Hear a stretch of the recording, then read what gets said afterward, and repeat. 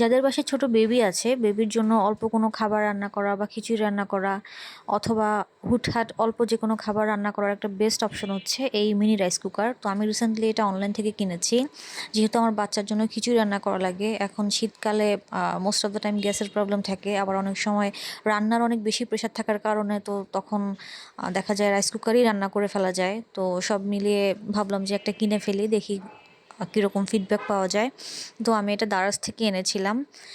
আমার কাছে জিনিসটা ভালোই লেগেছে, কিন্তু একটাই সমস্যা, এটার ভিতরের স্পেসটা অনেক বেশি কম। স্পেসটা একটু থাকলে ভালো হতো। আবার উপরে একটা স্টিম করার জন্য আলাদা এটা বাটি টাইপ দেওয়া আছে।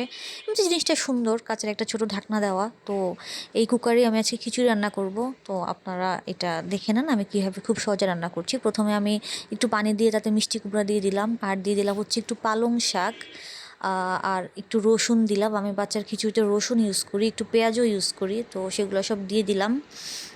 এরপর হচ্ছে আমি আজকে রাজমা খিচুড়িটা রান্না করব। এটাও আমি অনলাইন থেকেই নিয়েছি। তো 1 চামচ রাজমা খিচুড়ি আমি মিক্স করে দেবো। আপনারা আপনাদের পছন্দ মতো যতটুকু প্রয়োজন ততটুকু দিয়ে দিবেন। যদি বেশি লাগে তাহলে 2 চামচ 3 চামচ দিবেন, এভাবে আপনাদের প্রয়োজন অনুযায়ী।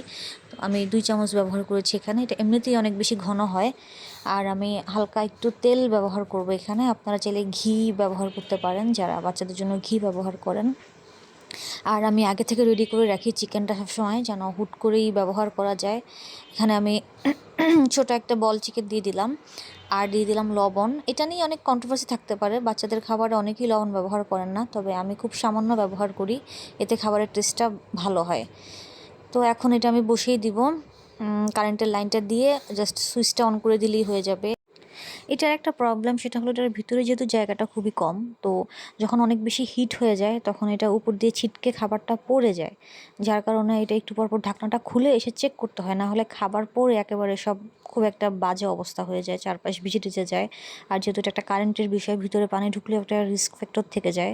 একটু পরপর এসে চেক করে দেখতে হবে যে খাবারটা পড়ে যাচ্ছে নাকি। আর যখন হচ্ছে পানিটা একটু শুকিয়ে আসে তখন অনেক বেশি হচ্ছে গটগট করে উপর দিক থেকে পড়ে যায়, প্লাস হচ্ছে নিচে লেগে লেগে যায়। যার কারণে একটু পরপর এসে চেক করতে হবে। আর আপনারা আপনাদের পছন্দ মতো যতটুকু ঘন চান বা পাতলা চান সেই অনুযায়ী, যদি আর একটু বেশি পানি রাখতে চান তাহলে আরও আগেই বন্ধ করে দিবেন। আমি এরকমই পছন্দ করি, তাই এখন আমি এটা বন্ধ করে দিব। এই তো হয়ে গেল সহজ খিচুড়ি। আপনারা চাইলে এটা কিনে ব্যবহার করতে পারেন। Thanks for watching.